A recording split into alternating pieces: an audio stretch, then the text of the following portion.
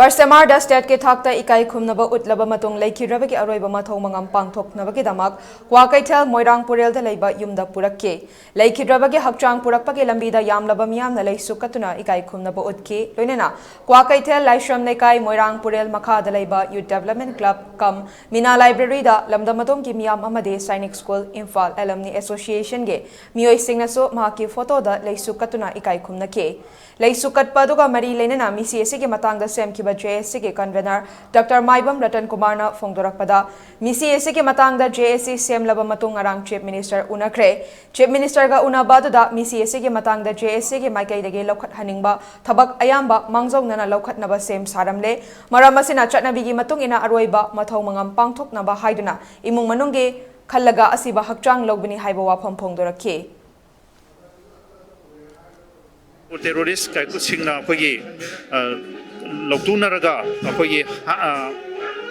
hatpi rakraba akhoi Chingtham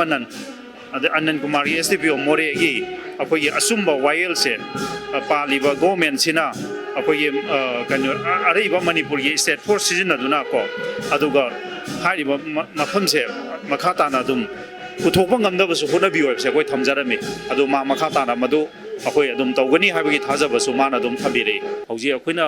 मखोइदगी अखोइना तालिबा डिमांडसी मखा ताना अखोइ नाको terrorist सिंगसिना हौजी हौजी Meitei अखोइदा तौरैबा थबक थौरम सिंगसे मसी मखा ताना सुम तौरबदी अखोइदा अवाबा मयाम लाकदोबसे मसी अमतंग मखा ताना करी लेगे हाबदु खनरगा यामना शांति लेना लेबासी पुरकनबदो अमतंग होनबियु हाबसु मा अखोइना अदुम थमजरमे हौजी अखोइ मोरेदा संजन यादना अखोई स्टेट फोर्सिंग से हौजी मखा ताना दुम माना संजल हनगनी लेप लेरोय मसे संजु संजनगनी मखा ताबा थबक थरुम खुदिमक्सु अदुम लेपतना ngarang मोइना कैबिनेट लौखिबा अखोई वारेपतुना मोगी हौजी कॉम्बिंग ऑपरेशन हाइबा तारे मसे लेपतना दुम सथगिगनी हाइबसे मसिनासु थंबिरे मसिनी कोई माना थाजब पिरे सिंगसे